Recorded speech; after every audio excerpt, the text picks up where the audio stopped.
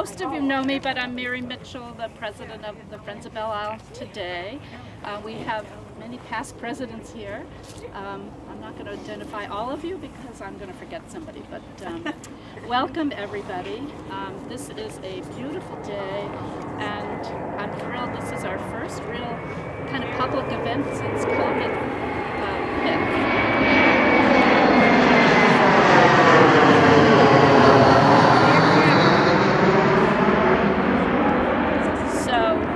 Thank you everybody for coming. This is a very special day. We're here to dedicate the little barn in honor of Kermit Norris, who was one of our first founding members. His wife Debbie very generously donated funds, and she's here today. Deborah. So that we could have our Belle Isle Marsh Education and Research Center. And Debbie's, some of her family members are here too. Her sister Dawn, if you want to wave, Dawn, and her stepson David, I lost track, and Mariah, granddaughter, and her daughter Beth. So we appreciate they come from all over, Vermont and Gardner and Sutton and Chatham. So we appreciate all of them coming for our little event today. I also want to thank all the past board members and past presidents. Oh, thank you. For coming and for all the work, Craig was saying that earlier, for all the work that people have done way back, but also continuing to today. So I think I'm going to turn it over to Gail Miller, but Gail's going to speak, and then I think Deborah might have a few words, and then Sean's going to talk a little bit about what he actually does here. Sean Riley, the DCR site supervisor. And then after our little ceremony, we can have refreshments. We're going to encourage people to take a meadow walk, and then Sean is going to do hopefully a demonstration of the bird banding. So it's kind of a multifaceted day. So I guess I'm just going to have a few words to sort of memorialize Kermit in my own mind. He was a special guy, as you all know, but my memory of Kermit goes back to the early 80s when I met him at the Umana Barn School in East Boston, which was hosting an open house for community groups.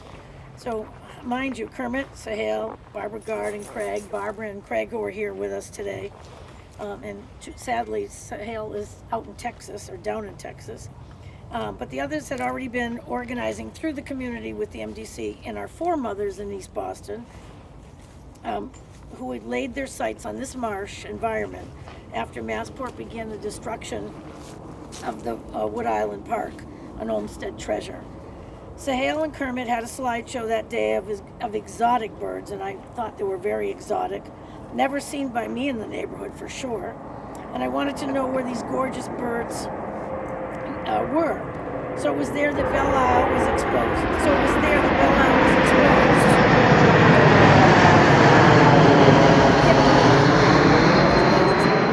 were exposed to me, a resident at that time in the neighborhood that I was, and at that point I was hooked. They asked if I wanted to get involved, and how could I say no? So Kermit and our partners in crime relished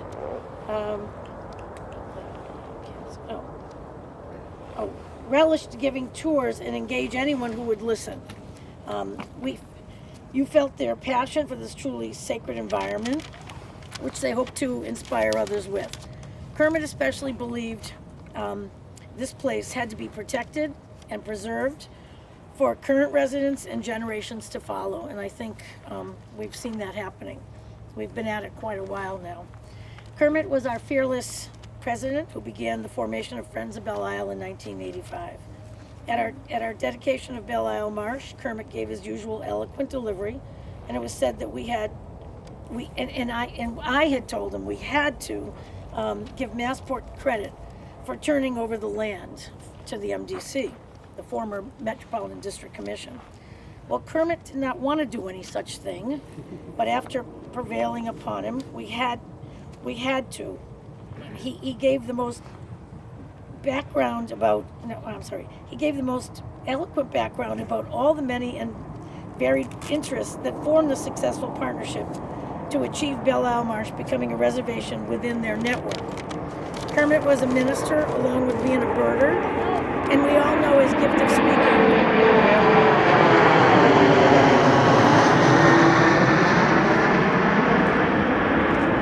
Speaking at the dedication with no notes, he covered the ground thanking everyone imaginable. His most poignant comments were about the finned, furried, and feathered creatures whom we were all committed to protect and their habitat beyond the circumference of the park itself.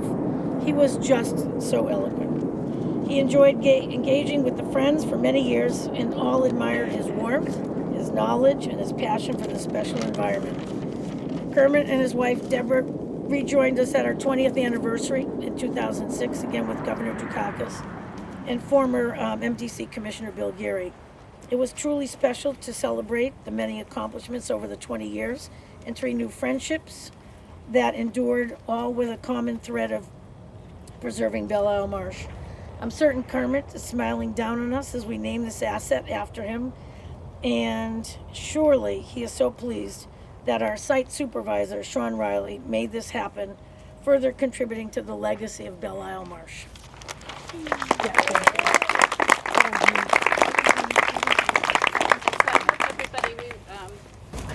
We got our sign up and the dedication to Kermit, and it does read, dedicated to Kermit Norris, founding member of the Friends of Belle Isle Marsh.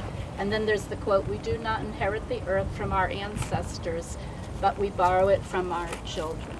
So we thank Kermit very much for his Deborah, would you like to say a few words? I'd love to.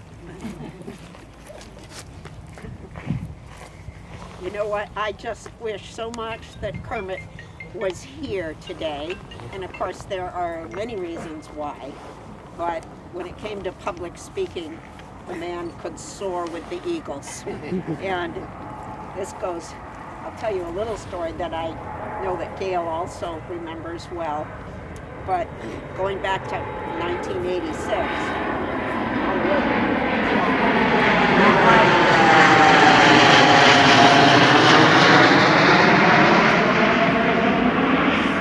fighting the cold, which is why I'm asking. Going back to 1986, then Governor Michael Dukakis was here to speak to the Friends of Belle Isle Marsh at the formal dedication of the newly dressed Belle Isle Reservation. And the governor was very concerned about environmental issues. The physical owner of Belle Isle was what is now DCR, the Department of Conservation and Recreation. And Dukakis had appointed a commissioner who was very concerned with public parks and doing the right thing for people. And that had not happened in East Boston for quite a while. Kermit spoke first, welcoming all to the gathering and speaking on about what the marsh represented, all the furry and feathered friends, as Gail reminded us, and what the Friends were trying to accomplish. It's all right, it'll give me a chance to find my place.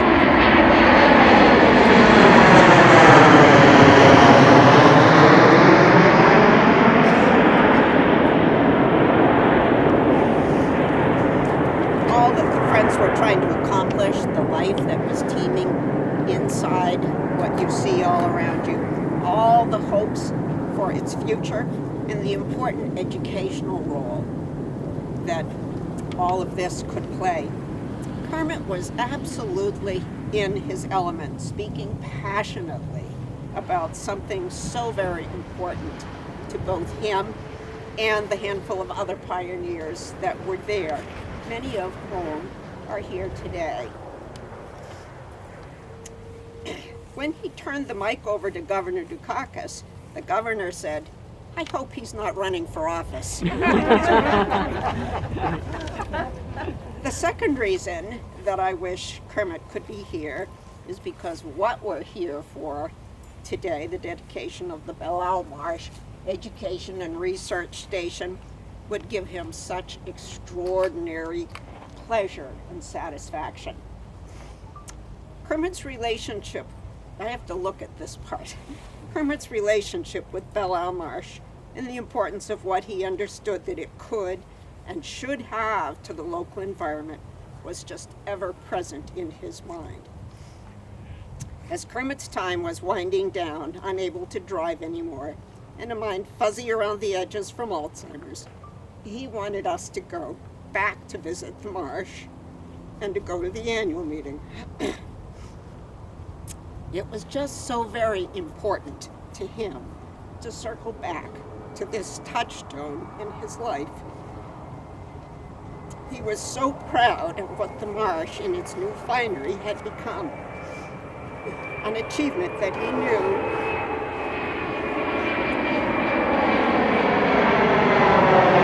it's a nice quiet one. An achievement that he knew he and his buddy Zoe Hale and a handful of others had started on its way to fruition, and that would last long after he was gone.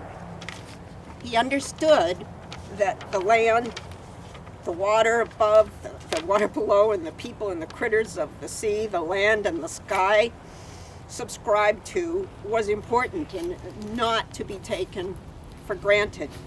And that here was this vast, almost wasteland, just bubbling with life, yet overlooked and left to be what it would, almost untended by anyone who cared. And you're right, Gail, I do hope that he's made the trip again today. To gauge what you can see all around you today, I'm going to ask you to at least mentally close your eyes for a moment. Blank everything out, except for that.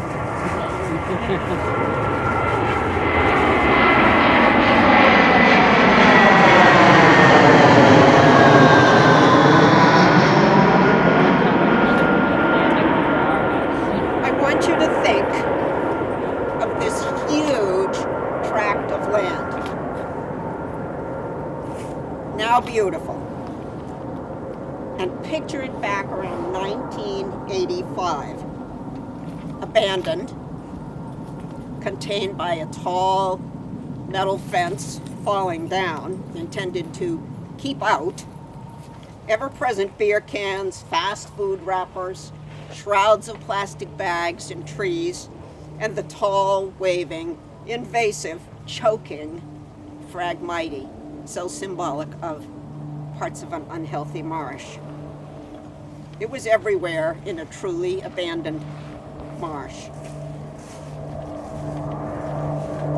Now I want you to picture two enthusiastic birders.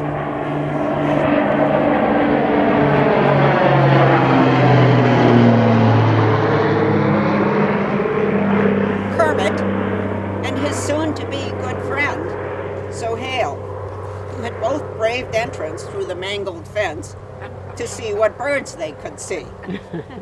The phragmite was so thick that they did not realize that the other was even nearby until they almost bumped into each other. Long story short, and many caring pilgrims later, all of you that are here today, what became of Friends of Belle Marsh? I'll ask you to mentally open your eyes again. We see around us, thanks to the passion of so many like-minded members of Belle Marsh through the past 35 years, this wonderful area. I would plant the thought that as people,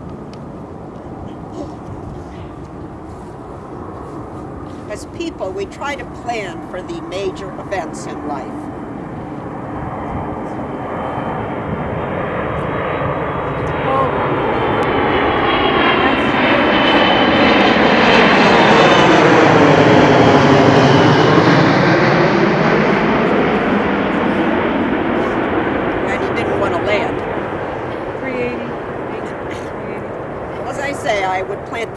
that as people, we try to plan for the major events in our lives. We plan for weddings, we plan for big vacations, we plan for the education of our children. As a Marsh, you just have to sit and wait and hope that your time comes. I'd like to say thank you to all of those people that are here who care and encourage people never ever to hesitate to try and create something you think is worthwhile. It is so true that sometimes from small acorns grow great oaks. And at long last, specifically as to why we're here celebrating today, we have before us the Belle Marsh Education and Research Center, and this is such a reason to celebrate.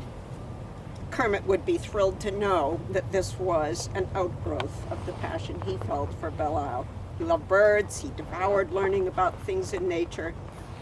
He would be beside himself, Sean, that Belle even now has a dedicated site supervisor for the Department of Conservation and Recreation.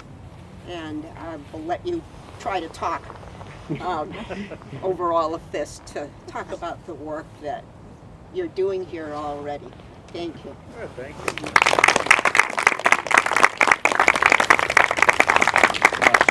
Not the most elegant public speaker, so I'll try my best here. But yeah, thank you so much. Of course, the planes, no planes all day, but now, of course, they're coming hot and heavy. But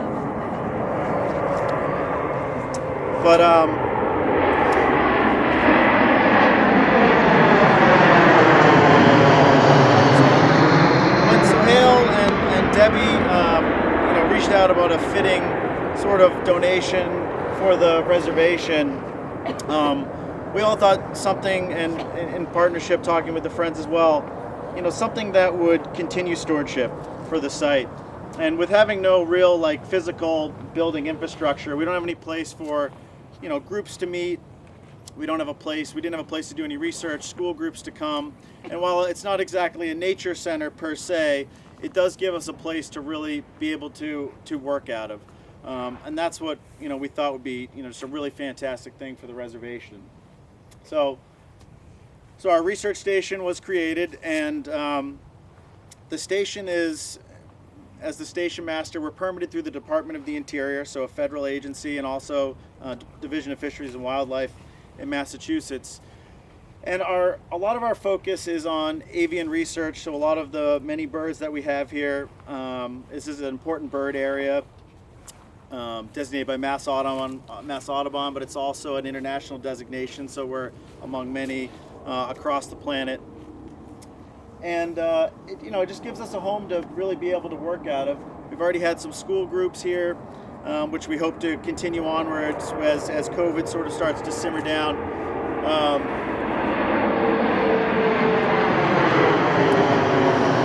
We've supervised some master's projects from BU, and we hope to supervise other PhDs and master projects, biology projects here at the Marsh.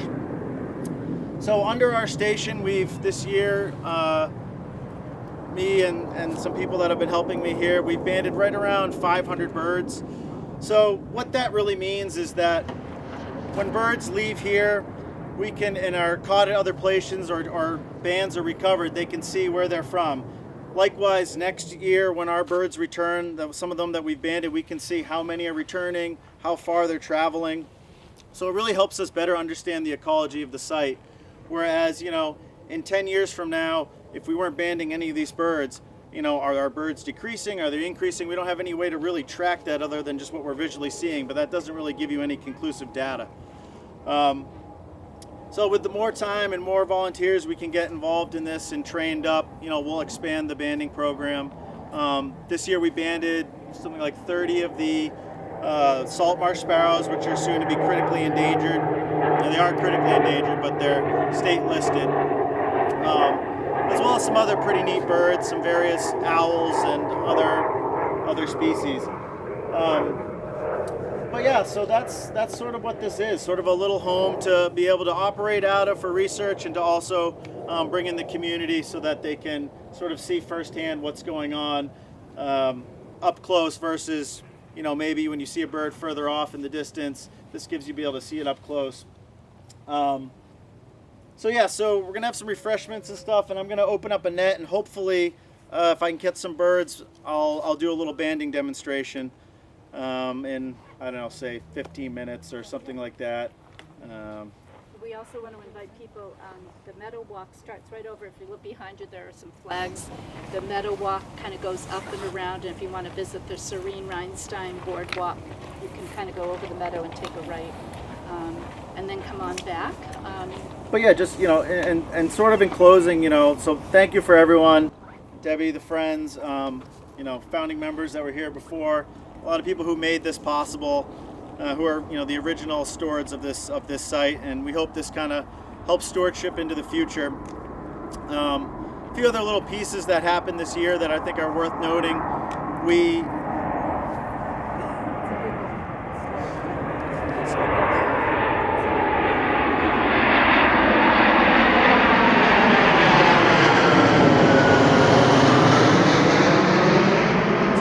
Finally achieved priority habitat status on the state biodiversity maps, which is huge. So it gives us an elevated status, recognizing that we have endangered species here, which was a separate designation from the ACEC and the IBA.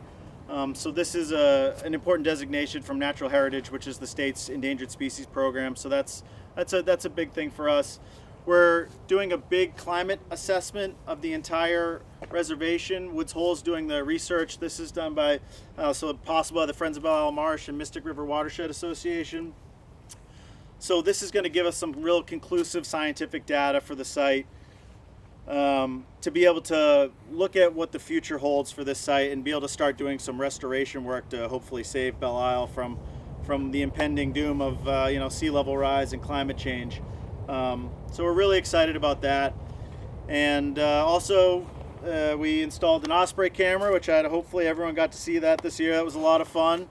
And that will be live again next year. So we did a lot of, you know, in addition to the opening the research station, a lot of big things this year, despite kind of the rough year we all had. But you know, it was. Will you take some questions? Sure. What's the endangered species that's here? We have 16 state-listed species that either breed or use the site, and 2 federally listed species that come through. Can you tell us which ones? We have least bittern breeding here, which are endangered.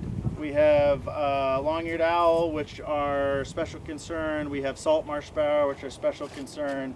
Then we have a lot of species of special interest, so American kestrel, bobolink, Savannah sparrow, willet. It's a big list, yeah. And then the owls that you banded, which owls did you band? So we've done a number here. We've done long-eared owls, barred owls.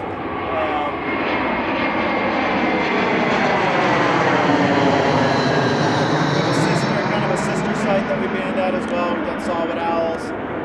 And then, you know, we're moving into the season where we'll do more, but this site gets snowy owls, short-eared owls. We had a lot of different species and a lot of different species of raptors and stuff.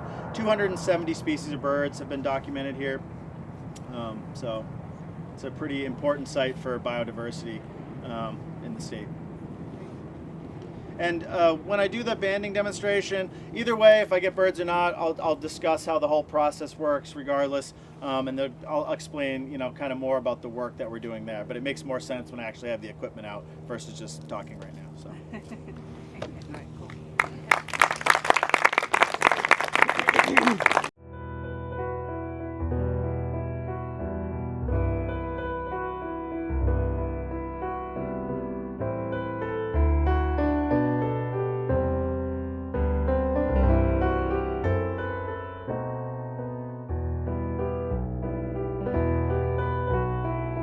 Liz and I, this is Liz who bands with me. Normally we set up mist nets when we're trying to do bird trapping in the woods because the nets are see-through, but when they're just out in the open, there's nothing to break up the netting. The birds can see, especially if it's windy, they can see the net moving a little bit, even though it's basically see-through. So they don't know exactly what's there, but they see something there. So let's say here's the net, they fly at it, and then they kind of do like a stall, So that's why we set up nets in the woods. The leaves and the trees break it up behind, so they can't actually see the netting. And then obviously, if we're banding at night doing like nocturnal species, they can't see the nets at all. So Can I ask you a question? Yes, you I can. know it's stupid, but There are no stupid questions. no stupid questions. I know. But if they get larger or bigger, do those bands get? Would they hurt? so a The bird animal? at whenever a bird can fly. So at 30 days old, most birds are fledged about 30 days. Whether you're maybe a little bit longer, sometimes 40. So whether you're a bald eagle or you're a house finch, you're full grown at that age. So Okay. you never get bigger. Okay. So you get older, but you don't get bigger. So, and these are. You might get better. I like the humans. Inhibit them. They don't inhibit them at all. So bird banding's been going on for almost 100 years, 100 years probably at this point. So each one of these has an individual number assigned by the feds, specific to the bird that I put it on. So if it's ever recaptured again, if it's ever found again, you can see this bird was this age at this place, banded at this time. So for a special thing for us is like, so the birds that breed here at Belle Marsh, next year when the birds that come back that we've banded, we can be like, oh, this bird made it. Might have traveled all the way to South America and back again. So it helps track the dispersal of these birds as well. All right. Oh, it's fine, Joanne. I banded about 10,000 birds, never lost one, so we're doing all right. All right. Don't jinx yourself now. I know. But, yeah, I'm just gonna see. So my hands are cold, and I've been working with bigger owls lately. So let's just hope I don't immediately let this bird go. That wouldn't shock me. Would you like gloves? No, you can't use gloves on birds because their bones are so small. You ever get a bat in your belfry? Liz can tell you about that. I've done some bat mist netting as well. It's a very similar process, yeah. So disappointedly, we haven't had one in an owl net yet. So this is Bander's grip. So it's beautiful. So I'm hardly exerting any pressure on this bird. It's just over. It's the bones, basically the equivalent of its like shoulder bones. Okay. So yeah. What kind of bird is that? This is a male house finch. So this bird weighs 21 grams. I think it's a one. It's like 1B. Yeah. Do you feel the hearts beating up, or are they afraid, or No. just marginally? So when you're in the animal kingdom, switch hands here. They when they're not immediately eaten, they're they don't really know what's going on, but they're So what I'm doing right now is, I think I'm gonna use a one. I'm gonna use a one, I think. So when they're not immediately eaten, they're not sure what's going on, but they're fine. And again, there's nothing that's hurting this bird right now. So we weighed it. So it weighs 21 grams. Looks like it's got some food on its belly. That's all right. So I need a 1. So Sean, house finches have calls, right? they do have calls, yes. And this is Band number this bird's very 60. silent. Yep. They don't do any distress calls. No, different birds, like if you catch, like if I was to catch a cat bird right now, it would be just screaming. And they're totally fine. They're never, this process doesn't hurt them at all. They're totally fine. It's just, like anything when they don't like what's going on. So this is these pliers are specially made so it fits perfectly around the leg. Doesn't, it closes the band, but it doesn't, there's no pressure on the bird.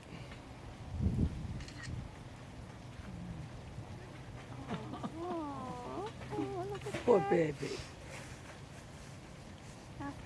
And that's that.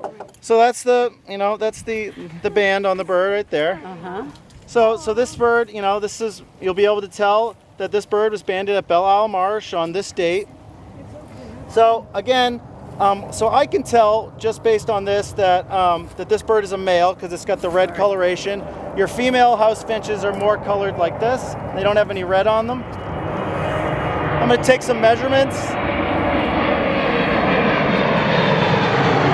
79. So that measures the wing distance.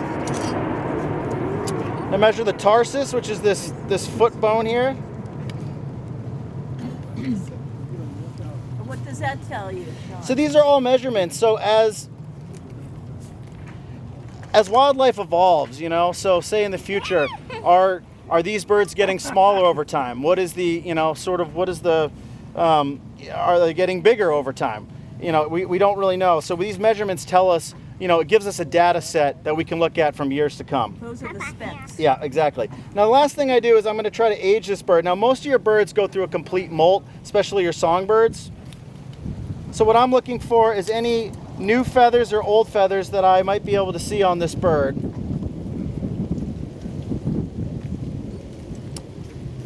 And it looks like it's gone through a complete pre-basic molt, which is like it molted all its feathers. So I would age this bird after hatch year. So this bird likely wasn't born this year, so it's at least older than a year old.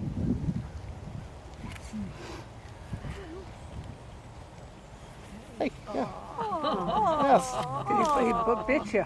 Does that match up with 29 Oh, grams? you're so Yeah, so this is, You try to check the He fat wants to content as fly well? away. yeah, so we can check the fat. Is this your tarsus He'll be measure, gone in Sean? a second. Yeah. Oh, yeah, They sorry. let him go.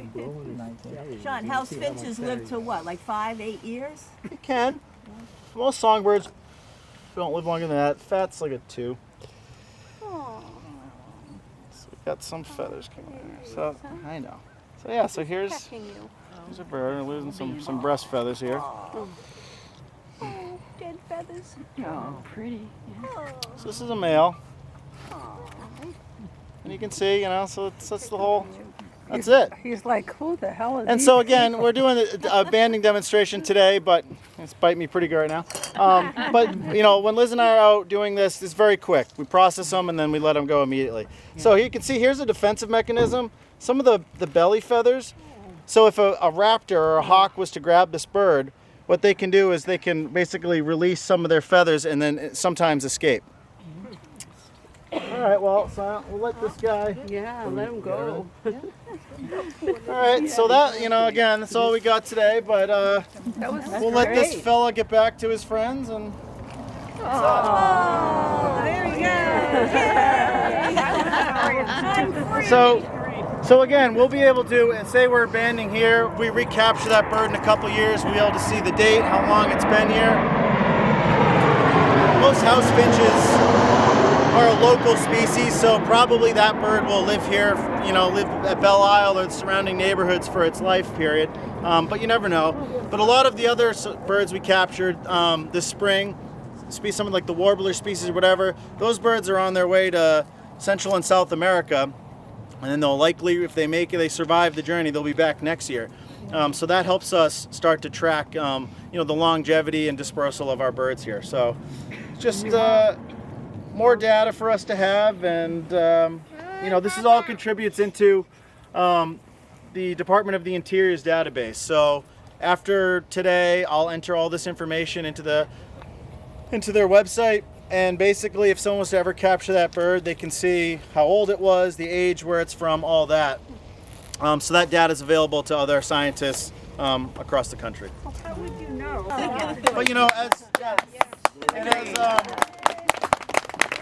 But as we start to open up the station more, it's just been predominantly staff, DCR staff that have been here, but as we start to open it up and I start to offer trainings and stuff, the public's always welcome to stop by when we're banding, but we'll start doing more trainings and having opportunities for people as things sort of get a little more back to normality. So, but thank you all so much, and this is a little glimpse of some of the work that we're doing here, and yeah, that's good. Very interesting. Yeah, thank you.